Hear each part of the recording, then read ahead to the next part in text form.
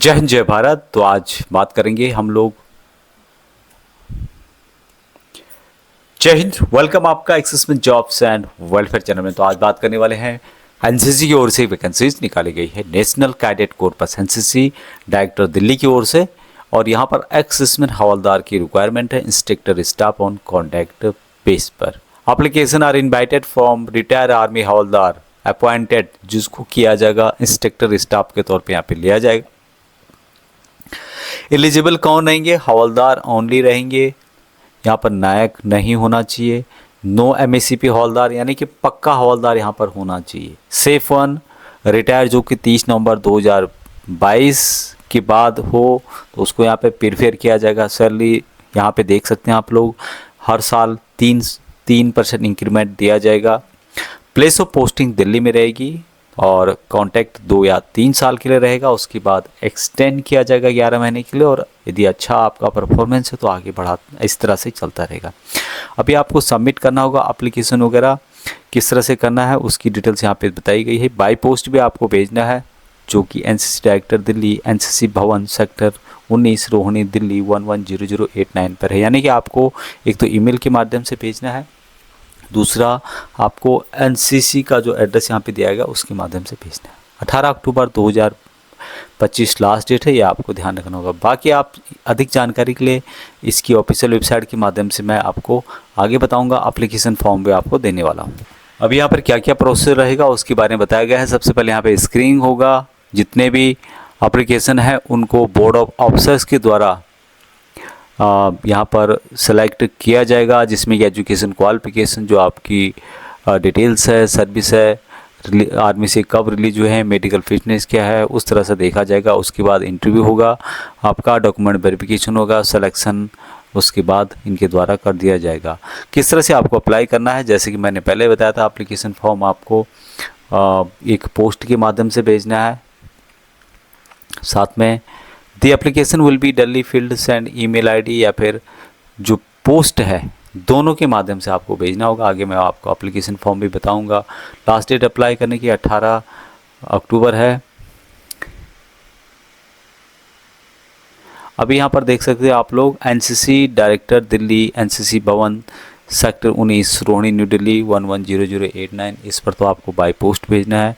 और दूसरा यहाँ पर एक ईमेल आईडी दिया गया, उस पर भी आपको बाय ईमेल आईडी के माध्यम से भेजना है। डॉक्यूमेंट कौन कौन से रिक्वायर होंगे? एप्लीकेशन फॉर्म जो मैं आपको आगे बताऊंगा, self attested copy Aadhaar card की, खुद साइन किया हुआ attested copy of permanent and present address की, copy of pension payment order की, copy of character certificate issued by last army unit, और या फिर डेट ऑफ टाइम पे जो आपका करेक्टर जिसमें मेंशन होता है, एग्जाम्पल वगैरह या वेरी गुड वगैरह, तो वो भी यहाँ पे आप उसका भी फ़ोटो दे सकते हैं। Certificate of army and civil courses यदि आपने किए हैं कोई, copy of medical fitness certificate जो कि पीपीओ में ये डिस्चार्ज बुक में मेंशन होता है, copy of present medical fitness OIC ECS या सिविल सर्जन के द्वारा, फॉर्म 11 ऑफ ईपीएफ एक्ट 1952 जो कि यहाँ पर आगे बताया गया है, इंश्योरेंस डिक्लेरेशन जो कि आगे बताया गया है, part 2 order of honour and award special achievement if applicable, latest passport size के फोटोग्राफ्स नो ग्रेटर देन 50 की से ज़्यादा नहीं होना चाहिए। अब लोकेशन कहाँ पे रहेगा, यानी जॉब रहेगी आपकी दिल्ली में। डेट इंटरव्यू जो होगा इसका टेंटेटिव यानी कि संभावित डेट है अक्टूबर नवंबर 2025 में है। बाकी यहाँ पर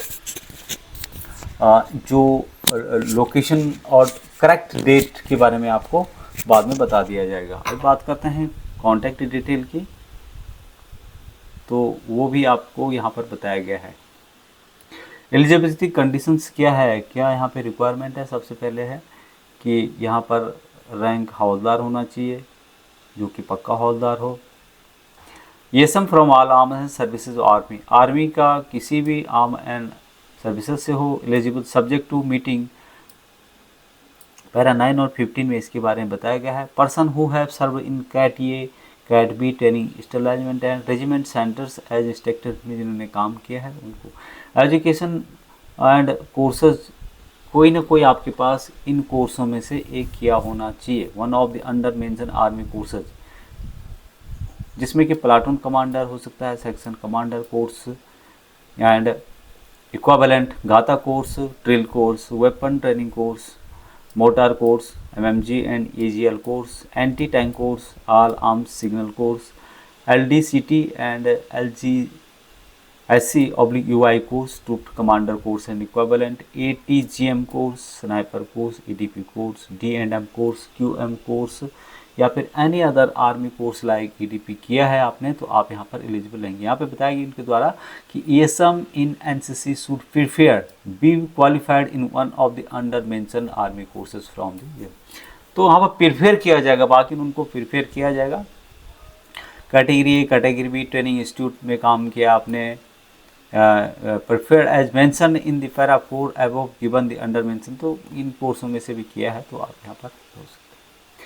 अब यहाँ पर गैप ऑफ पीरियड के बारे में बताया गया है कि gap in service should not be more than 3 year. जब से आप रिटायर आए हैं तब से यहाँ 3 साल से ज़्यादा नहीं होने चाहिए।